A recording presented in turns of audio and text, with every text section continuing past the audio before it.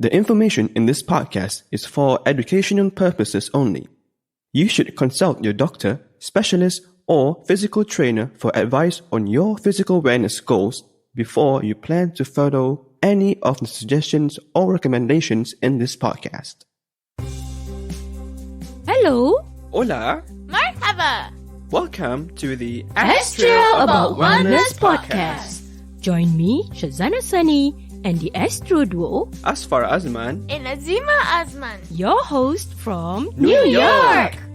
Let's strive to educate, regenerate, and elevate family institutions through optimal productivity and wellness education, one episode at a time. Are you ready? To listen to inspirational stories of trust, respect, acceptance, integrity, Love. and social responsibility for multicultural families and special need communities? Sit back and relax and be inspired by the awesome people that we highlight in the first segment of the podcast. Welcome back to the Astro About Wellness podcast. This episode is co-sponsored by Hardi Kamsani and my dad, Azman Ripin. Thank you and may God bless you. Hello. May peace be upon you. You are listening to the 33rd episode of the podcast with me, Syazana, and the Astro Duo, Athfar and Azima. In segment 1 of the previous episode, we shared our experience trying out archery for the first time. We had so much fun with Coach Farah of Traditional Archers Singapore. We were so curious to know what motivated Coach Farah's husband, Alfian Arif, to establish traditional archery in modern Singapore and why traditional archery is a great sport for families. Yeah. So, let's move on to our interview with Traditional Archers Singapore and welcome its founder, Alfian Arif. Woohoo! May peace be upon you. What's the first question for Brother Alfian? Azima? Question 1. What inspired you to establish Traditional Archers Singapore? We were inspired by traditional games and also Sunnah games, which were not highlighted in the community in Singapore. Traditional archery is one of the highly recommended games in Islam. We know that we have modern archery all around the world, in Singapore especially, but because there's no traditional archery in Singapore, I began to search for it through the region, and then I found my teacher who is in Kuala Lumpur in Malaysia, and I started from there. In the community itself, we are known to highlight more on modern society, modern technology. So this really inspires me more to actually pick up traditional archery. With traditional archery comes with traditional learning. Traditional learning is more of how we have to really be with the teacher.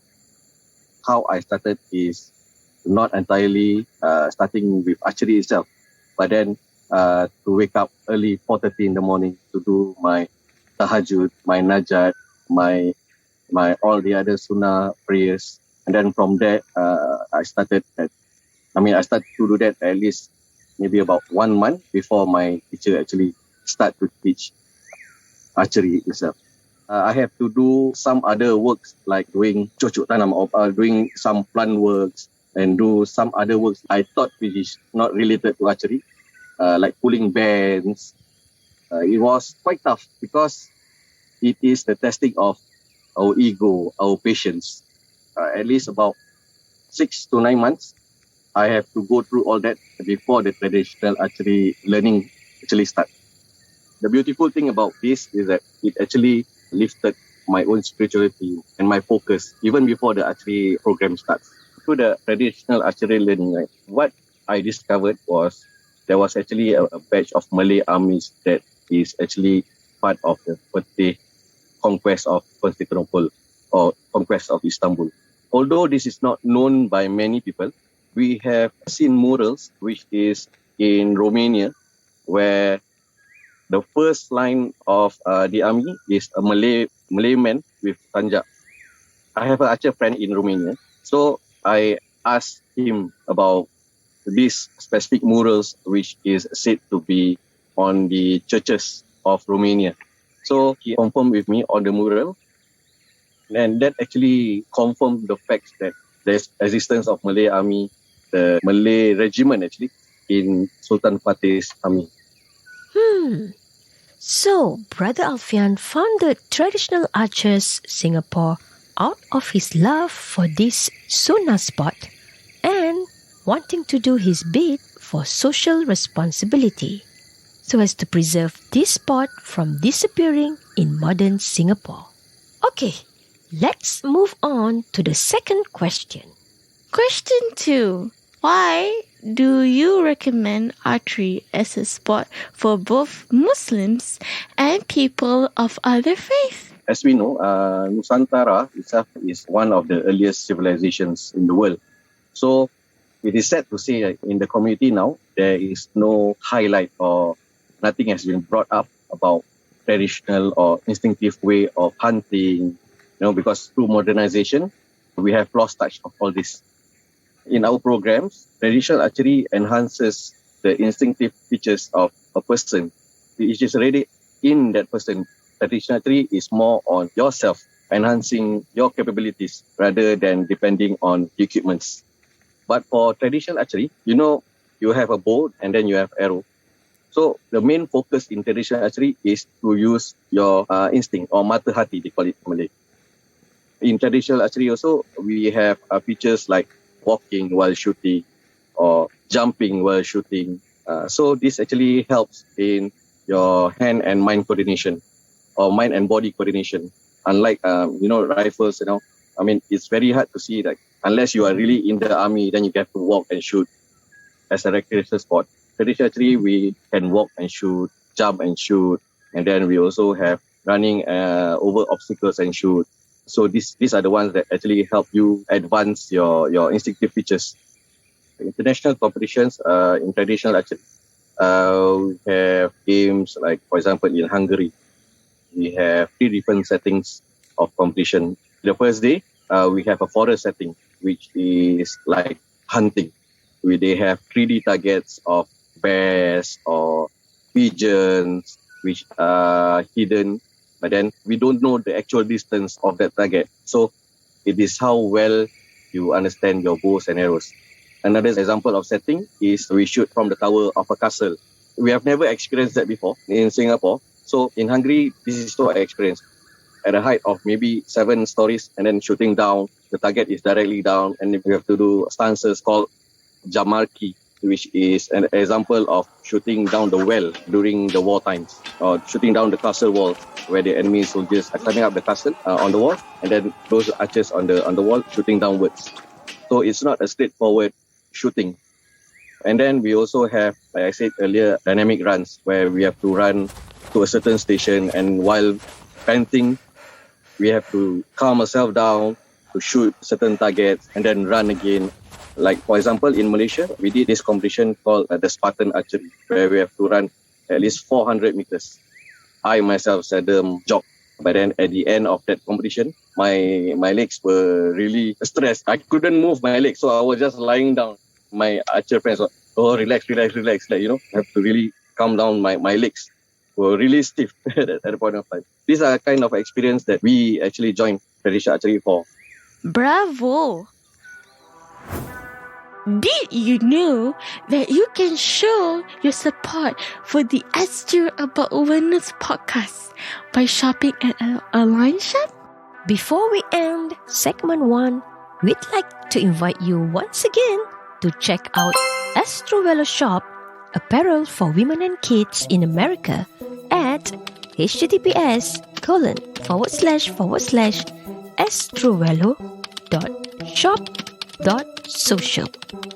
Free shipping for delivery in the USA for any orders above $59.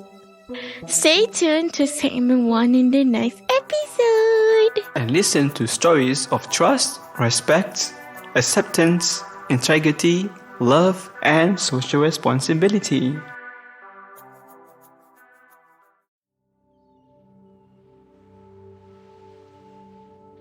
Coming up next, In the second segment of the podcast, we'll learn about productivity and the 9 dimensions of wellness: physical, emotional, environmental, spiritual, social, intellectual, mental, occupational, and financial wellness. So we can survive and thrive in this unpredictable world.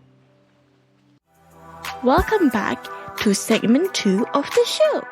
Today is the third part of the occupational wellness with Miss Faridah Jamal from Singapore. Woohoo! Hello, Miss Faridah. Hello world. What's our next question for Miss Faridah, Azima? Question 3A. During the start of COVID-19 in 2020, did your work shift to online work from home or remote? Yes, it did. At first, there was a total lull between mid-March till end of June 2020. It definitely affected my income from angklung teaching. It was for a while quite a good time to spend at home to do things that I never got to do. We were lucky that in Singapore, we could still go out to shop for groceries and food within our neighborhood and to get other essential services. It was certainly very boring not to have any actual work done in schools, and definitely no performances nor social and performing arts events to attend to or to conduct. Being a very hands-on musician and music instructor or teacher, I was not very adept at ICT.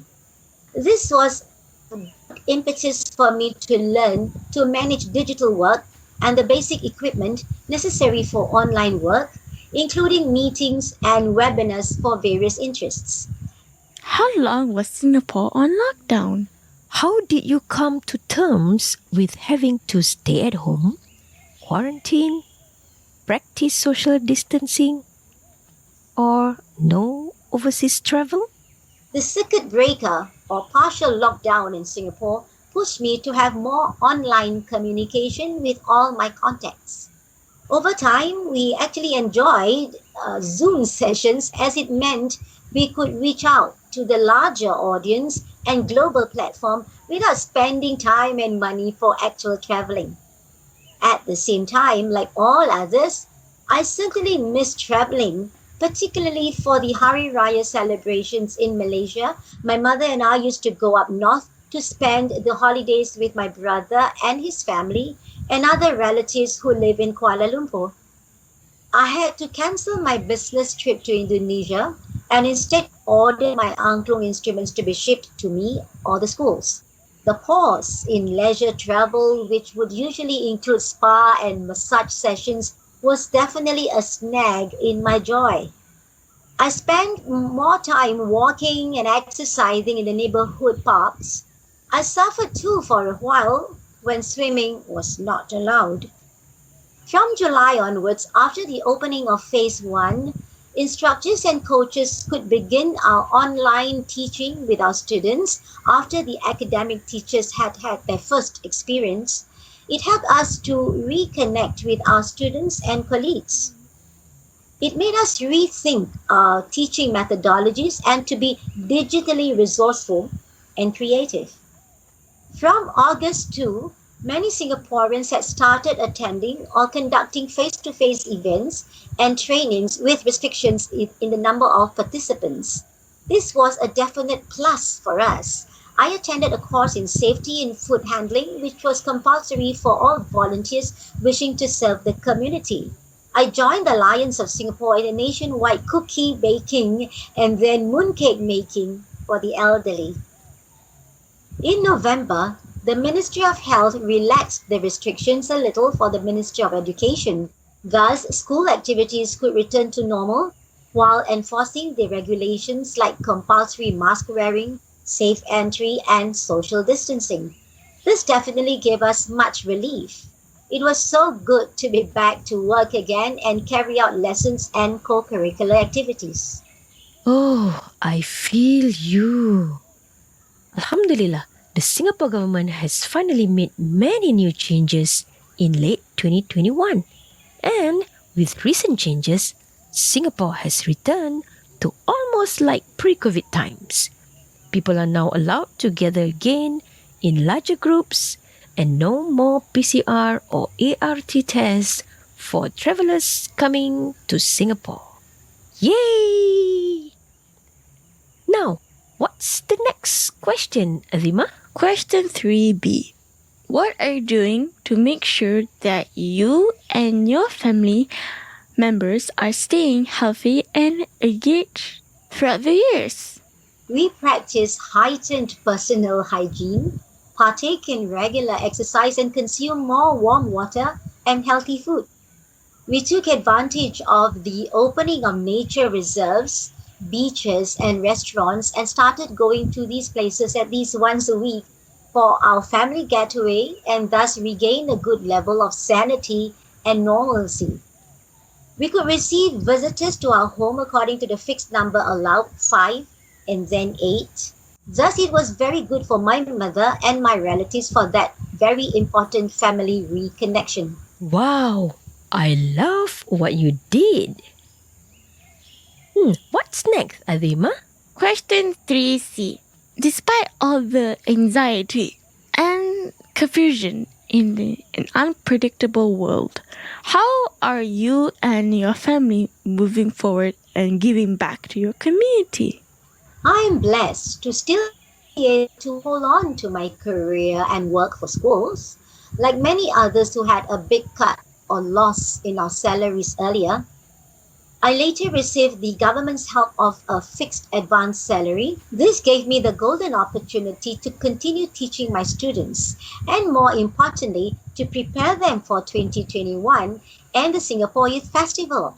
My involvement with the RCKG is also inspiring me to spur on connecting with the different levels of community.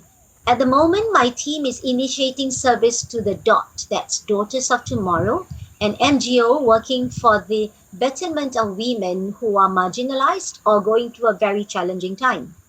How exciting! Yeah, Stay tuned to the next episode for the concluding episode of Occupational Wellness with Faridah Jamal. Woohoo! We've now come to the end of the show today. If you have enjoyed our show, like us on Instagram, Facebook, and Twitter at Astrowello, ASKTRIOWELLO. send us your feedback To Syazana at astrowello.com. Visit our website at astrowello.com and subscribe to Astro About Wellness Podcast. Woohoo!